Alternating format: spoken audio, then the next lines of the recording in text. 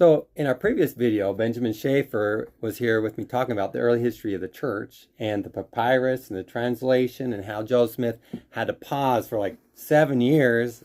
I didn't know that while he was recording or translating, and how it came into the point where plural marriage really played a huge part in that. We kind of start going into some of that history again. Yeah, I think that a lot of times people just don't see that there's a context to Revelation, right? We assume that it all came out of nothing, that nobody asked any questions, nobody was thinking anything. God's just like, boom, I am God. This is the words. And he's like, oh, I don't know how to read, but I'm just going to write it down, and then it just happens, That's not how Revelation happens, right? Revelation has to come through people.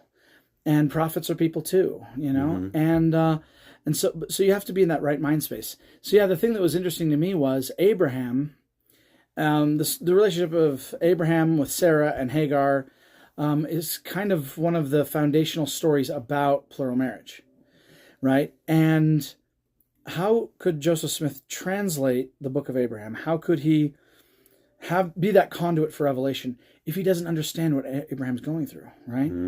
True. Even later on, the 1886 revelation to John Taylor also says the same thing again. It goes back and says, if you are of Abraham's seed and would enter into my glory, you must do the works of Abraham. So we have to figure out, how is it that we can become perfect as Abraham was perfect? How can we fulfill the law? And Joseph Smith, I think, was concerned because Abraham's an example that's used by the anti-polygamists too, because they'll say, look, things were not that great between Sarah and Hagar. Yeah, look at all the problems that they had in their family and what's happened in history since then, right? Right. And so Joseph Smith, as he's translating the book of Abraham, when he has trouble introducing plural marriage, the first time he tries to introduce it in Kirtland, and it all falls apart, he doesn't have the spirit, I think, the same type of spirit to really understand Abraham. Until Nauvoo, when he tries to introduce plural marriage again. Okay. And once he starts doing that, he picks up the same work at the same time.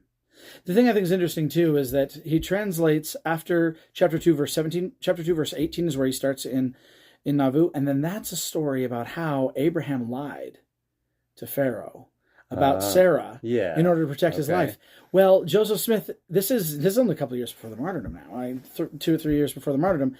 And so Joseph Smith, at this point, 2.5 years before the martyrdom, is thinking, maybe I'm going to have to lie about this, is one of the things that I'm kind of wondering if that isn't where that comes from. This idea of being like, look, you never tell the Nazis the truth. You just don't. It's a virtuous thing not to. And Abraham's an example for that too.